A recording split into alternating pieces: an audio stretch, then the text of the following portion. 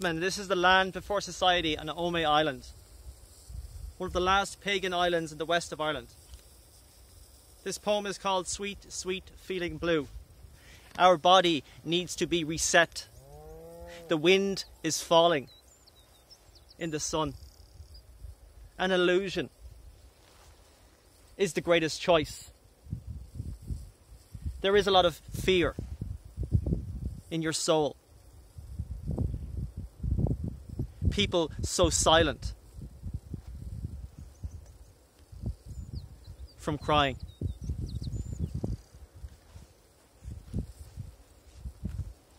This poem is called Live Past Death and Breathe. Sorry, wrong poem. I never rest my soul. I am the destroying world. Balance my judgment. Balance my soul. The ocean flows into my mouth. Speak of our heart. Can you speak outside your outer self? This is the right way to perceive life. And I give you Nathanael O'Reilly.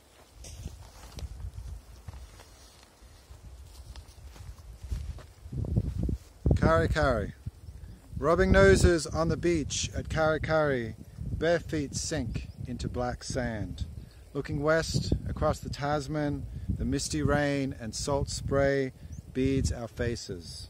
We listen to waves breaking, wind singing, black sand drifting towards home.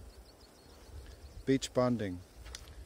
Driving along the Dingle Peninsula, we turn off the road from Anniscaul to Derrymore, follow a narrow lane towards the ocean, find ourselves in a car park in view of the beach, follow a fast-flowing stream down towards its mouth, where fresh water meets salt, land meets sea. Stepping onto the beach, you run ahead towards the ocean over sand drifts, seaweed, dune grass and driftwood, arms raised and spread wide with joy, long brown hair blowing eastward. At the water's edge, you wait for me to arrive. Then together we stand, scanning the horizon, first west, where mountains blend into the sea, beneath blue skies and white clouds, sun shining on the eastern slopes, then straight out to sea, spotting a freighter nearing the end of its transatlantic crossing. Then east, where the bay curves to the left of our vision and low hills seem to merge into the horizon. We have the beach all to ourselves on this late December morning, and the only sounds are breaking waves, the Atlantic wind, rustling clothing, and our boots squeaking in the sand. You select shells for your international collection while I take photographs as we walk along the water's edge, through wet sand, dodging inch-high waves. I tell stories about our ancestors leaving this island on ships long ago, abandoning loved ones and homes, driven by desperation and dreams, until the wind turns our lips blue and we head back towards the car, but not before you choose the perfect piece of driftwood. Bend towards the sand, right, C plus N was here. Preparations for departure. Born half a mile from the Southern Ocean, with salt in the air and seagulls on the wind, I am drawn to the edges of the world, always making preparations for departure. Unable to attain belonging, I exist in between, permanently unsettled and exiled. And I give you Anne Walsh Donnelly. Here's good. Yeah. Hi. So my first poem is written from the point of view of Dagda, who is a Celtic pagan god. It's called Dagda's Curse on Society. I did not give you trees to put peasants into stocks, or planes to erect wire fences and dig deep trenches, or gold to make chains and shackled slaves, or iron to make chains and shackled slaves. I did not give you rocks to stone my women, or cliffs to drive my men to their death, or salt marshes to brine those you find difficult to digest, or islands to banish your untouchables. May you fall into a pit of nettles, without cloak or under armour. Then you'll know the pain you inflict on my children's skin. May your mean spirits leap from your cuckoo mouths. Then I'll reclaim my land and pluck you from your pit. My second one is inspired by Cuchulainn, who is an Irish Celtic warrior. In midlife I grew into my childhood hero. I stood in the hound's shadow, its paws like circular saw blades, poised, ready to maul. I gripped my hurley in one hand, Slither in the other, wished it was only a mythical dog I had to kill. The hound's jaws were prized apart by verbal battles and eggshell silences. Its hot breath raised blisters on my skin. I whacked the Slither down its gullet, watched as the ball dragged the entrails of my marriage out the rear end. I grabbed the hound's hind legs, smashed his body against a concrete wall, became sole guardian of the vulnerable, the ones I believed hound would always protect. Next one is called Tawny Owl. Each night after my husband fell asleep and the moon was full, I'd gaze from my bedroom window at the tawny owl perched on the barn's roof. Moving a hand up my thigh, I dream of laying my head on her feathered mound. Moving my other hand down my arched neck, I dream of holding her breast in my palm, her breath moistening my desert skin. Sometimes I open the window to listen to her melody of tuus before her husband shoved himself beside me. In daylight, I milked cows, pulled eggs from bottoms of stubborn hens, fed motherless lambs. One November morning, I found my owl, her limp body floating face down in the duck pond. I cawed like an old crow. My final one is called No More Fairy Tales. Tattooist inked the skin on my abdomen. A green dragon emerged, lounging in a balloon's wicker basket. He exhaled hot air upwards. The needle's scratchy pain subsided as the balloon inflated and floated towards my breast. Your tale said dragons were dangerous. Mine kept me afloat in skies of dark dodgem clouds and white water rapid rain. When the tattooist finished, dragon had swallowed an ex's once indelible name.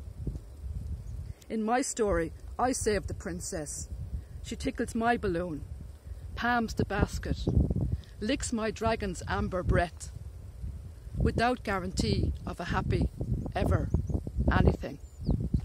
Thank you. And I give you Anne Casey.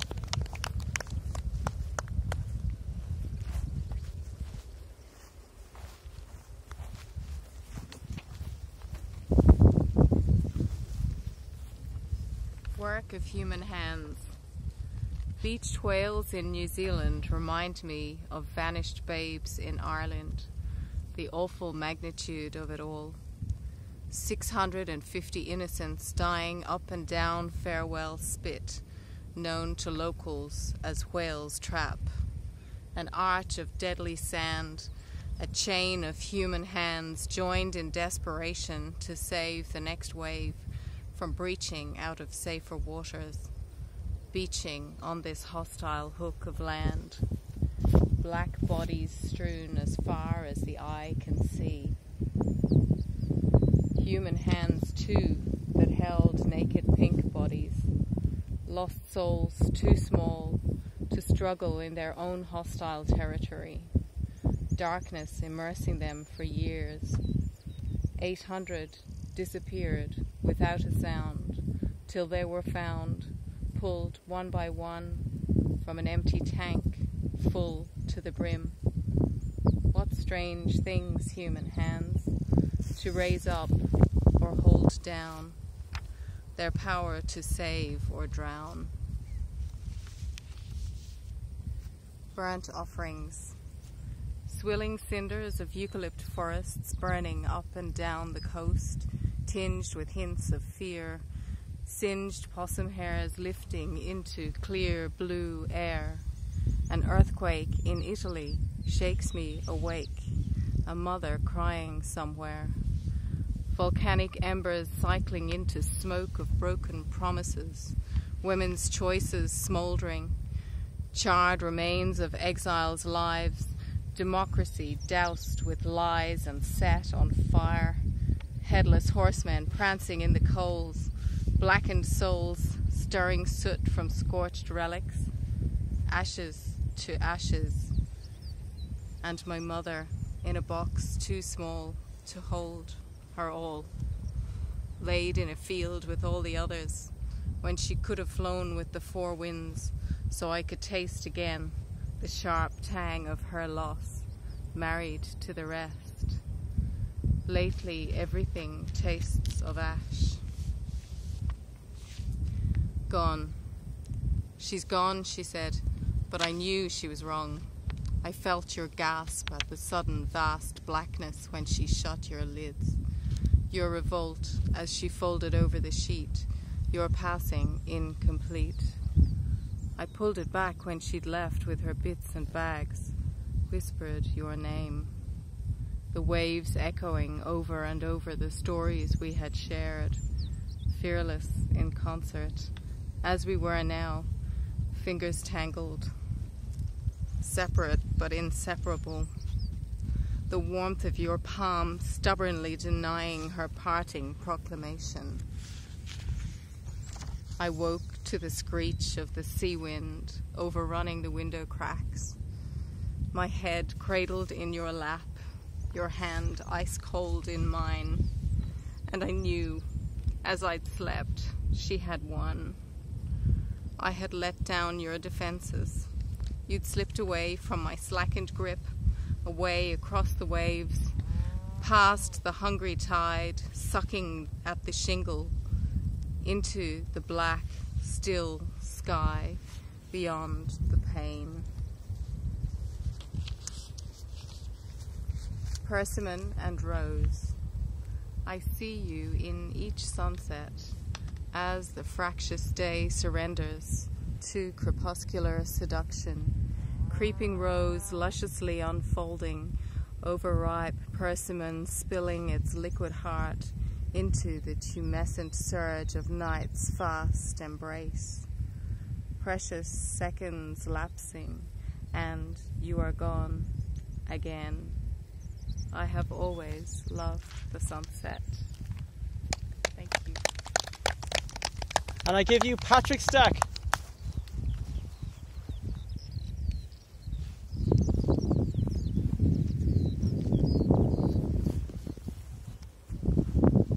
Prayer to Lug. Gwych on Lug.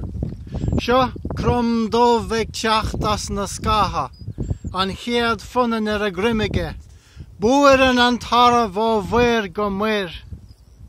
Anu a suchan, eg tarringt kier oer trina gruig gal lia, eg fehev leis an grian. A lug lavada bi an shohanish, a leach il danach, linner ha linnach. Kaurig ling an favor kresach a ruiga, asar griha is asar dirha, maar de varish baller I ma tere. Tour doing an ish an bruntanus sho.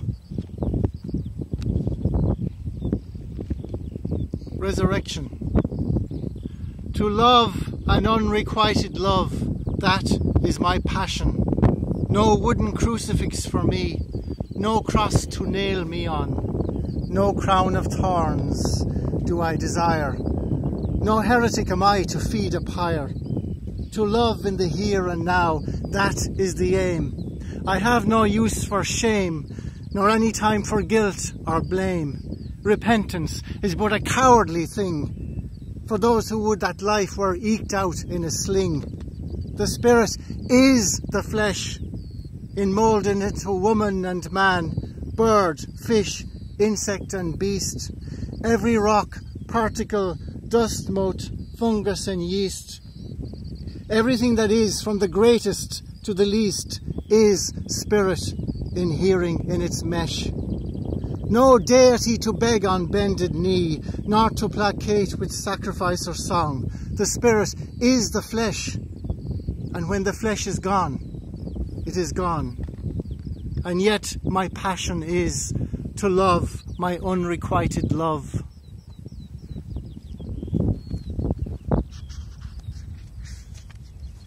First cull. Place the bones of your dead fetus with the ashes of my own. Seal and bury under lintel to guard our spirit home. Stand the egg upon the barren earth with a small end down. Shed a single teardrop on it to sunder a new moon. Plant a thorn tree in your garden. Have it blossom in the gloom. Will our light to spark beneath it to catch its vivid bloom. For the acrid slows of summer are sweetened by the frost. Oh, rose, petal, pool, dapple, drench, you who bewitch. If you don't exist, then I'm unreal, my candlehood quenched, my wick but singed by the imaginary of wind, the breath soughing from the scarlet shivers of your mouth. Vermilion-tongued one, shout out your silence into my noisy world. Thank you. And I give you Ruth Elwood. So this is called Tick Tock Pill Pop. My world is not idyllic or beautiful. It only features appointments and disappointments. They say I should not desire death, remain living my good life. Merely existence, passing through, reading figures. I do not check the clocks in the morning when I rise. I know Mrs. What-do-you-call-her is my alarm. Her outbursts occur for as long as it takes me to go to the bathroom. Then it's time. The oval one. The all-important oval one. She says it's for my heart. She laughs when Mrs. What-do-you-call-her tells her I have no heart at all. I swallow. Her smile has faded slightly. The chunky blue one. Never accompanied by enough water. One day I will choke on it, but for now, I swallow. The smile is nearly vanished. It's time for the little red one. She waits for me to finish and says her own prayer. Mrs. What-do-you-call-her pretends she isn't fond of here anymore, since someone stole her rosary beads. I swallow. I'm in front of the box. My stories come on. Mrs. What-do-you-call-her complains about how much bed hopping there is. The smile is gone. 2 white spheres appear in my hand like a pair of diamond earrings. These mean it's almost time for bed. I swallow. Then this one is called Layer. Scrape at my surface, peel away my skin, dust my bones. Do what you want, just make me feel whole. Then this one's called Paper. Like paper she was, floating, pale and thin. Margins on the wrist, spine emerging from her skin. The pages are torn with faded ink. We might as well mourn, she's on the brink. Then the last one is called Scarlet. I stand at the chipped red pole, being watched. He's double my age, modelling a black faded tracksuit. Hands in pockets, cash ready to spend. Glancing at ground, peering at me. He comes nearer, I shuffle 4 steps away. He takes 5 closer. I expect the stench of Dutch gold, but nothing, only mild BO. I move again, 30 seconds later, he's inches away. Where is this bus? And I give you Attracta Fahy.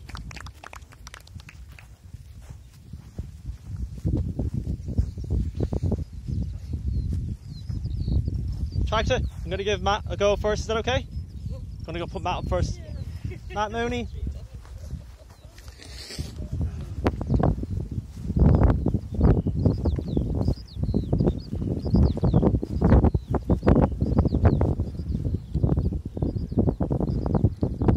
upstream. Only a salutation and echoing of names, yours and mine. At the same time, in the canyon separating us, meeting in a vestibule of after talking tea at the overflow of a social celebration. And you pass me by so bewitchingly, like a silver salmon uncaught, glistens in the sun, skimming free around the rock I'm on, chatting with another, slipping away into a world of its own, upstream.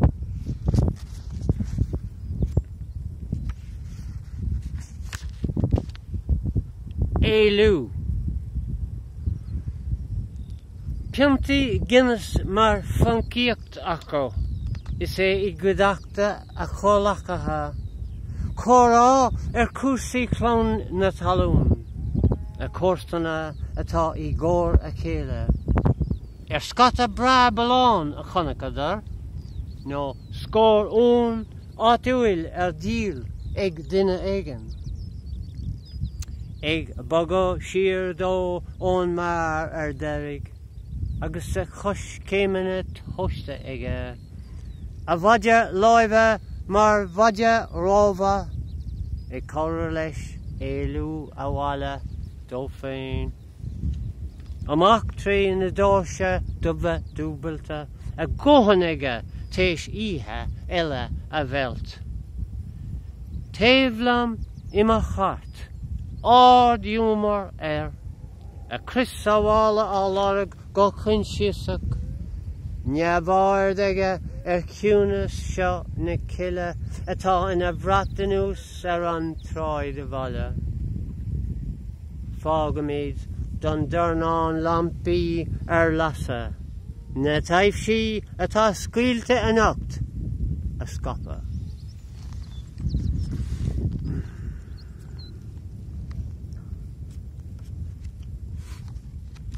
Dear Parade, the slender reeds their stage curtain, half hid a line of wary deer emerging under cover from the heavy thicket by the water behind the Lake Hotel. Swallowed one by the wood, without a sound the parade continued. The mannequins of their own species did their daily boardwalk gracefully. 4-footed but sure-footed creatures, heads held high, always on the watch. A hypnotic flow of life threading away.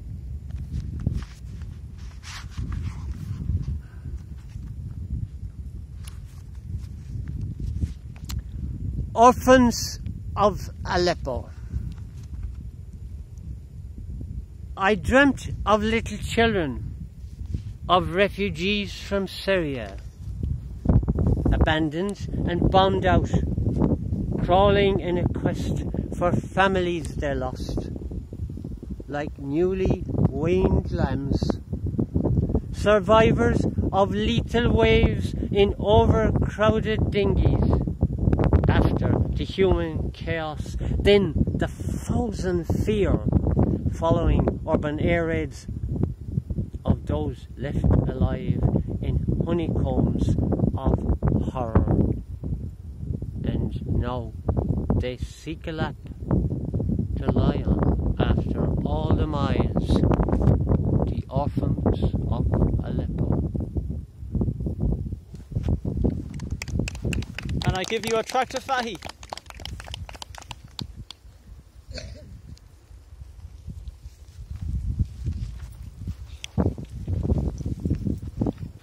First it's called Vigil.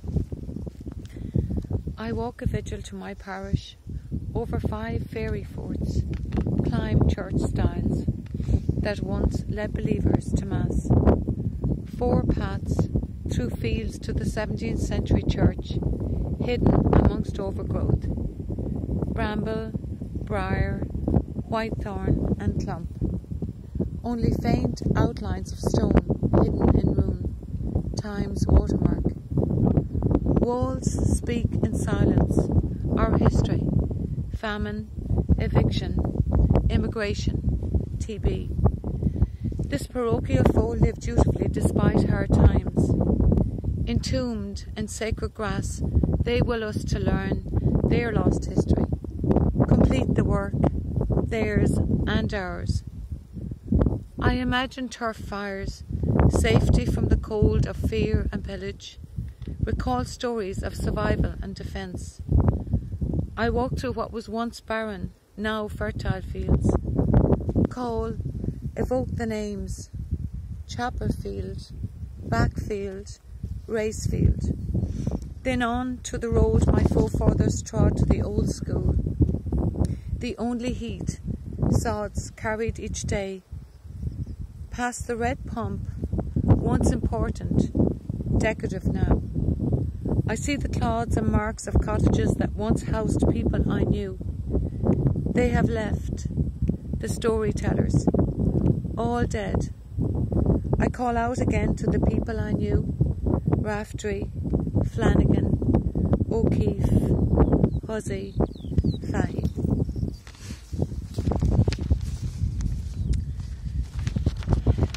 Next one is called Etchings.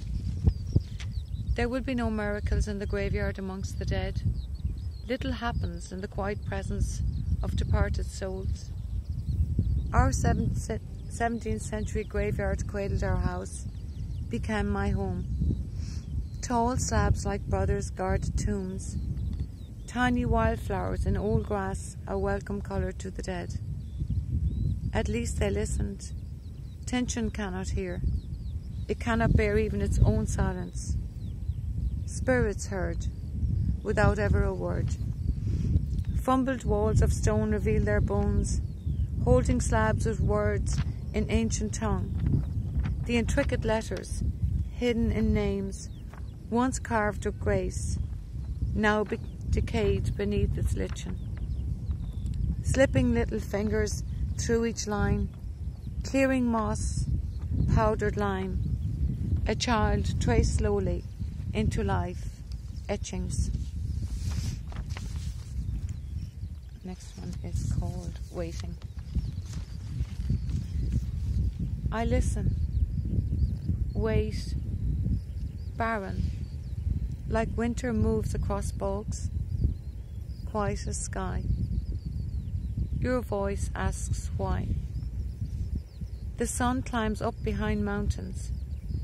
Movement grows into your body. Skin tones, dapple flushes. You look to the world, a willow growing towards light. Knowledge buried in your bones. Tears, hint of rain. Fall as they must, in different moods. Tears, a Saturn moment. There are rivers of tears behind every eye, waiting to heal. Strength, the salt of 1,000 drops, waiting to fall. And the last one is called High Brazil. High Brazil is a mythical island, and I just wrote this the last 2 days. So, High Brazil. Out of nowhere, you appear in fog every 7 years. Vague outlines tease Agapanthus horizon. Visible between worlds for one day, then vanished to myth. I am moored in longing, this fable island, love in a mist blue erased from nautical charts. Here on the mainland, we are unforgiving, plundering beauty, impetuous, losing our humanity. We crave your return, pine your wisdom, home of lore, Gaelic gods, goddesses, sail your safety. I'm anchored, tied like a boat to your image, in love, your transient night stalk scent amidst galore. Elusive hope for divine is all that's left. It's said a wise old man lives in you, holds gold, silver, jade. A mysterious magician in Stone Castle moves objects to sound, musical airs, the wind. We cannot hear them from here. Machines, arguing, obstacles blocking our ears. It's rumoured monks with ancient knowledge are hidden in caves, crevice, woodland, live on mussel, crab, floating in pools, elderberry, dandelion. Even said you've advanced civilization.